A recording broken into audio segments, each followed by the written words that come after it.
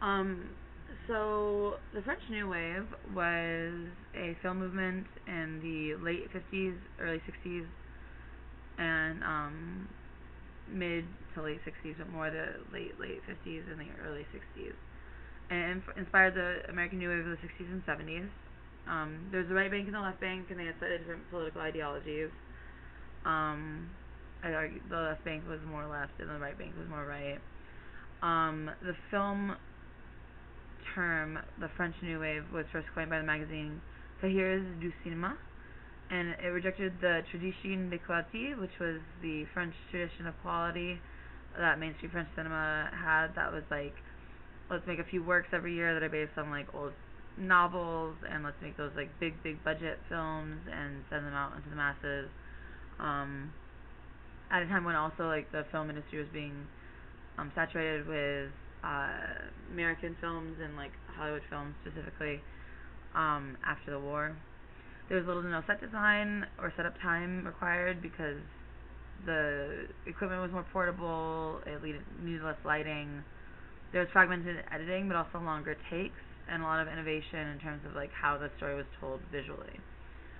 There was a lot of realism, subjectivity, and author's commentary, which brings me to two or three, which was the theory that describes the French New Wave and following works of film, where the director fulfilled the role similar to like an author.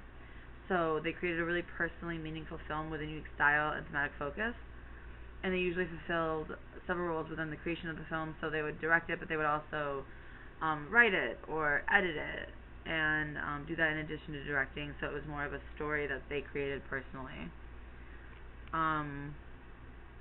There are films like Breathless that I'm going to review, and also Hiroshima Amour is the one that I chose. And Hiroshima Amour is on Canopy considered one of the most influential films of all time, and Breathless is apparently also included as one of the more influential films of all time as well. Yeah. I am going to do my review a little bit the opposite way, inspired by the French New Wave subversion of expectations. And Hiroshima Amour is the one that I chose. It was released before Breathless in 1959 by Alain Resnais from France, and it's part of the French New Wave. I compared the synopses of each movie on Wikipedia, and some argue that this movie is more influential than Breathless. Canby said it's one of the most influential films of all time. It was also interesting to me due to my long-standing interest in investment in interculturalism. I spent most of my undergrad doing my 2 bachelor's degrees at MSU with the international student community, and I'm invested in cross-cultural relationships and international bridge building. It's also notable that the film would have been illegal to produce in the United States because of anti-miscegenation laws. So that matters to me and makes the film revolutionary in ways that none of the others are. It should have been, in my opinion, the one that everyone had to watch, as the racial politics of the 50s and 60s intersect with gender and the gender revolution and sexual revolution in ways that matter more to me than just like second wave feminist responses to 60s sexism or 60s sexism itself. Though that would have made the unit a little more analytically difficult than is perhaps necessary. And the movie was based on a novel by Marguerite Duros, which is one of the few, if only, on the list that was created by a woman. Companies from both France and Japan produced the film, and they hired people from both countries to create it, which was also a revolutionary way to do a film. And my boyfriend recently read Memoirs of a Geisha, so it's kind of intersecting with his what he's doing thematically, intellectually right now. So, the summary of the film. So between archival footage of Hiroshima at the beginning in Hiroshima, Japan, and then parts of Nevers, France, there's a woman working on a film as a nurse and a Japanese architect that make love in between these like vignettes and memories of the past. It starts with footage of Hiroshima and the aftermath of the bomb, and then the couple, and then the man says his family was in Hiroshima, and when she asks if he was, he says no, he was fighting in the war. They shower, they discuss what it means to her that that France, what the end of the war meant to her and to France and to the rest of the world, which was the bombing is what meant the end of the war, but it wasn't the end of the war for Japan. It was the beginning of like hell. And then we learn about her time in Nevers and watch as she like watches her German soldier lover die in front of her. Just as like the city is liberated.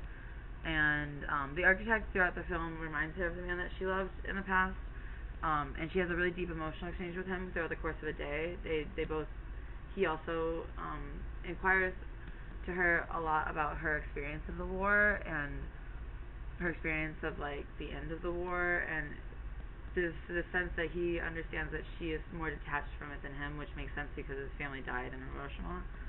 And it's a film that's hard to watch at times, but it's felt deeply by anyone with like empathy and intellect to understand what they're watching. The characters are Emmanuelle Riva as her, or Elle, which is a French word for her. That's her name. And she's like sweet and poetic, and she's working on the film as a nurse, in an anti-war film. And despite many of the reviews that said that she was like detached and non-committal, I thought that she was having a really deep exchange with the man, and that she is deeply attached with the meaning of his presence in her life, and also attached to her memory of the past and her past lover and remembrance of him. So I don't know why there's all these like, oh, she's all detached, like says who and why. And then Iji Okada as Louis, or him, which is the Japanese word for him. Louis he's kind and funny, and he's an architect, implying that he rebuilt Japan. Like they don't say, oh, I rebuilt Japan in it, but he's an architect, and so that role in that time period would have meant that he rebuilt the country. And he's not a stereotype either. It would have been easy for a French film to be like, oh, he is stoic and non-emotional, but like they didn't do that racist stereotype. They made him like lively and emotional and like interesting and calm, but like still lively at times. Just as you said in The Bicycle Thieves that it wasn't a single person that was the antagonist, but it was society, poverty, and corruption of the day. I think the protagonist in Hiroshima Amour is memory and love of humanity, and physical, emotional, intellectual love, no matter how fleeting it is as a lived experience, it can have a long-lasting impact. And I think the antagonist was the war and the bombing and murder and death itself, and human cruelty, and the loss of memory. So defining characteristics that made of a French New Wave film that made this good for the unit. There's innovative narrative. So the flashback scenes were new. That wasn't like a thing that they did all the time in film. So Renee's intercuts flashback sequences, brief and long, in between scenes. And some reviews they said that it was to represent flashes of memory, but there's actually some times where it seems like the flashes are the present day, and like the present day is more fleeting than the past. There's also limited set design. There's a lot of film like of the modern day, like in the context of the film, the modern time, after the war, when they're together. That is just them in the hotel room, like just outside the hotel room, in bed sharing coffee, in the shower, things like that. So they didn't need elaborate sets for that, but they also do have archival footage, which does make, in a way, the film a lot more textually elaborate in set design or in visual narrative. And the technology didn't require a lot of lighting is another thing that was new about French film, or newer, and it does kind of relate to Dr. Caligari, but that was different. Like they used it to make it like spooky, and that was because they were rationing light. But one of the things that defined the French New Wave was the technology of the day was a little more mobile, and also didn't require as much lighting. So there's more scenes where like there's low light, like the nightclub scenes, and also like early on scenes of them in their lovemaking.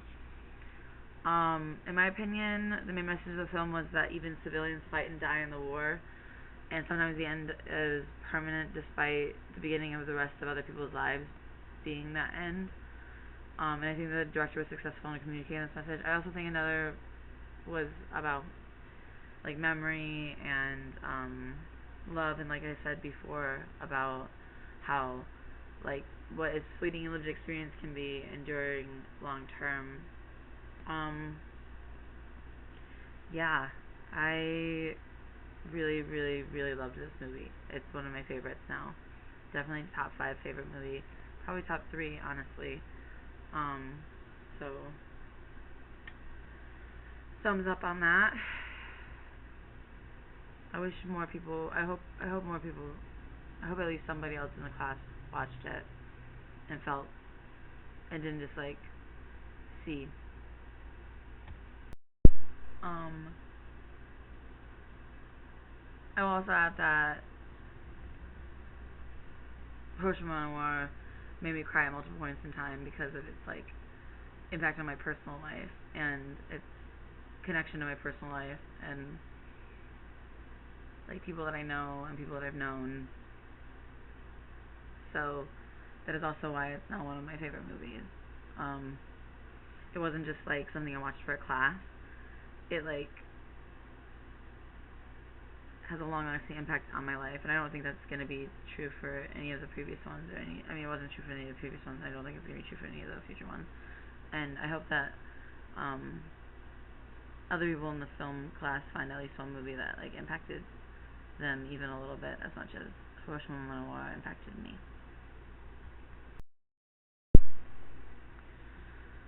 So, Breathless was released in 1960 by Jean-Luc Godard, he was the director. It's French, and it's from the French New Wave.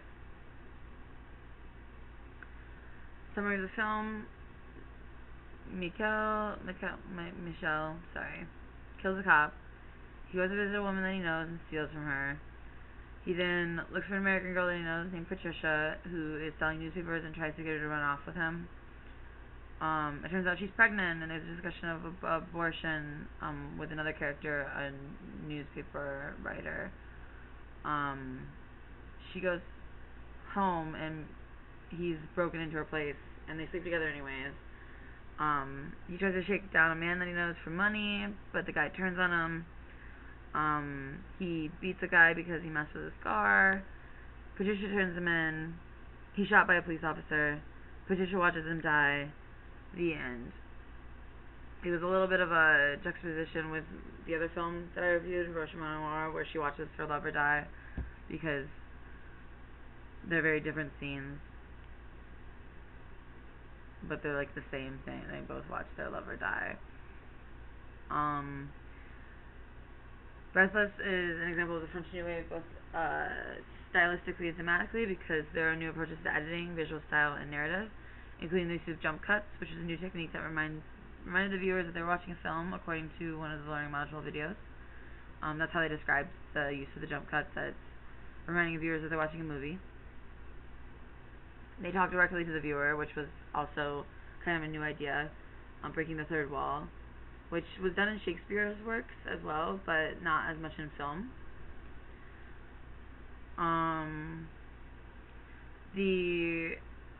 You said Breathless is credited as being the film that changed cinema. In your words, explain what you understand to mean. Do you agree with this assertion? I mean, the editing style that I mentioned is one of the things that makes it a little bit more unique than other movies at the time, or before that time. And that's why it was, by some people, credited with changing the film industry through the French New Wave. But I think, as I've asserted, that it was actually Hiroshima and Amour that gets the most credit for changing cinema, and deservedly so, in my opinion. I think there's a lot more depth to that movie, and a lot more emotional impact, and a lot more cultural rebellion that was involved in that.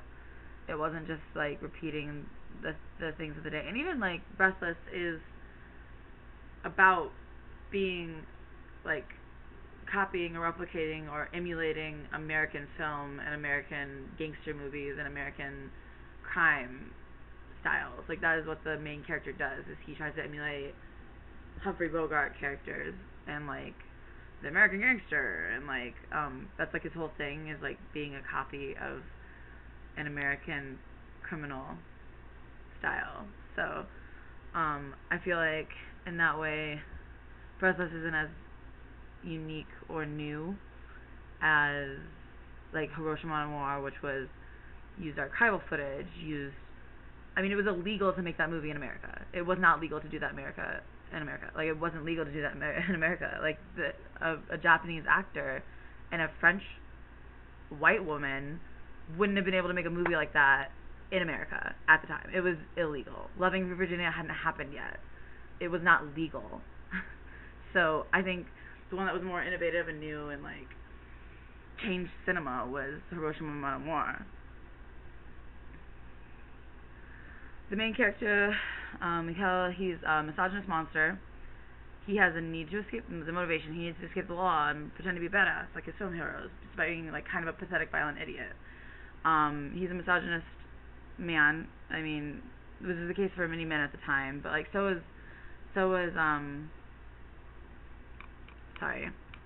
the main character in Hiroshima Mon Amour, Liu, but like in a different way, you know? There's a different quality to their sexism. Also, he was absolutely not likable. I did not like him at all, obviously. Patricia was trusting and naive. She had a desire for freedom, but within the context of the unfreedom of womanhood at the time, which is a little upsetting because it was French womanhood too, which is like at the time and throughout most of history was the freest of womanhood. I mean, though you can debate about other contexts and time periods and what freedom means for women. Her character aligns with the culture of the 1960s because she was definitely a product of the 60s pre-second wave femininity, and she put up with like everything that her man did, which like a lot of people still do, but like in a very like traditional way, even though she was supposed to be like non-traditional, and like a career woman or whatever, trying to be a career woman. She was sweet, but he was cruel, so it was kind of hard to like her as well. In my opinion, why did Mikhail keep going back to Patricia? Sorry, Michelle. She seemed to frustrate him and annoy him. Why didn't he let it go? I mean, he got things from her, like the status of being with an American, and like his beloved gangster movie idols, and like also sex, and like why does any man want a woman when he's an abusive monster? Because she's an easy mark. Unfortunately. Why did she stay? Why does any woman stay with an abusive man? Because violence and like a history of violence, and she probably had bad people in her past, and like some men abuse women who are used to being abused. There's an abundance of sexist dialogue and sexist messages in the film. For concrete examples, the girly magazine with a doll in the opening scene was disgusting. Calling two women dogs 4 minutes in, comments on women drivers 4.5 minutes in. 40 minutes in, he tells Patricia that she looks like a Martian, which is a very unique and particularly creative way of making a sexist monster of her. Like talking shit about her appearance and like, oh, because you look like a Martian. That's quite creative. Well, the purpose behind the sexism was at the time the culture, the devices director used to style the film. Would his film be successful without it? I don't think Humphrey Bogart's sexism was quite as crass. And like the character was a bad person. Like I think that was the point. Like, oh god, this guy is like terrible. He's like the worst guy ever. And like here's a bunch of sexism that's like over the top to like prove that. But also it's a way of getting away with being sexist, like for fun. So the message of the film: do whatever you want. I mean, there's still consequences, but do whatever you want, I guess. You know, like he spends the whole film being violent and terrible, and in the end he dies anyways. So, but then some people think like you're like a martyr for dying after being a violent monster, so maybe you'll even be a martyr to some people. And was he successful in communicating this message? Yeah, I mean, yeah, he provides the character with consequences, but only after glorifying his violence the whole time. So, I didn't like the film, but I watched it, so I'm going to go with thumbs down for that, but you can't win them all. Closing thoughts. Which film did I enjoy more this week and why? Hiroshima Mon Amour, it was more to my interest. It was better able to convey the messages that I think were important for the time. And I enjoyed the film more than Breathless. It had depth. It treated the subject of gender with maturity that I found lacking on both counts with Breathless in terms of the depth and the maturity of the subject of gender. Even though like it's not like it wasn't sexist in some ways too. This is the quality of it. I like the French New Wave. I think that on me, these movies embodied was a more interesting way of describing the human condition and like the bleak outlook of German expressionism and the content matter of the neo-realist movement. The editing style was also more attention-grabbing and interesting to me. So yeah, the French New Wave is my favorite so far. Yep. And that's that on that.